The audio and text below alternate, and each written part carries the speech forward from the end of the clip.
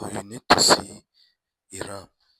Hey, On your call with President Putin today, do you think the war in Iran ends first or the war in Ukraine? even Well, we talked about more about the war in Ukraine, but he would like to be of help. I said, before you help me, I want to end your war. So we had a good talk. I've known him a long time. I think he was ready to make a deal a while ago. I think some people made it difficult for him to make a deal, but we talked more about Ukraine. But which war do you think ends first? protests.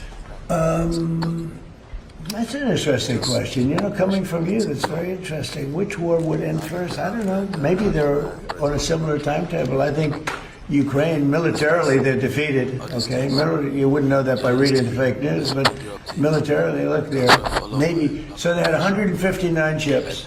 Every ship is right now underwater. Typically, that's pretty good. What do you think, Jared? I mean, it's going to be hard for them to make a naval comeback. Okay, now they have an Air Force. Every one of their planes has been shot down or has been decimated. They have missiles, about 82% are gone, and they have drones, and most of them are gone. Most of the factories are mostly gone, and we have tremendous anti-drone equipment now, between lasers and that new, very special machine gun that knocks them out of the air like flies. And we use bullets instead of $1 million, missiles to knock out a $30,000 drone. So I would say Jared would tell me that with everything you just heard, typically we're in pretty good shape.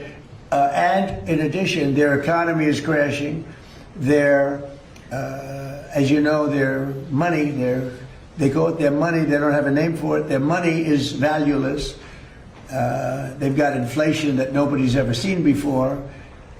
Other than that, I think they're doing quite well. If you read the New York Times, you'd say they're doing wonderfully because it's fake news. Or if you watch CNN, I mean, you cover it all the time. You think they're doing well. Do you think they're doing well where they have no Navy, no Air Force, no anti-aircraft apparatus, other than what they may have put there? They may have brought in some light stuff during the ceasefire, and we know exactly where it is, so it'll be knocked out within the first 15 minutes. You're about to Regarding Iran, how long are you prepared to maintain the blockade? Could that go several more months?